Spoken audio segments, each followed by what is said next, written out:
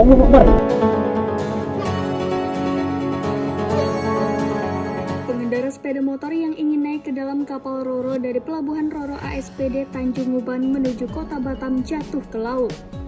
Berdasarkan informasi yang dihimpun tribunbatam.id, insiden ini terjadi pada Jumat 28 April 2023 sekitar pukul 10.45 waktu Indonesia Barat. Dari video yang beredar, calon penumpang itu berbonceng 4 naik motor. Namun ketika hendak masuk ke dalam kapal, pengemudi diduga hilang kendali hingga seluruh penumpang bersama motornya turut tercebur ke laut. Supervisi Roro ASDP Tanjung Uban, Joko, kepada tribunbatam.id membenarkan peristiwa tersebut. Dalam kejadian ini, korban dan motor yang jatuh ke dalam laut sudah dievakuasi ke darat. Saat ditanyai terkait kondisi korban, Joko menyebut keempat korban selamat.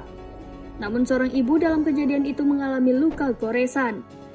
Kapolres Bintan AKBP Riki Iswoyo saat dikonfirmasi Tribun Batam juga membenarkan mengenai kejadian naas ini.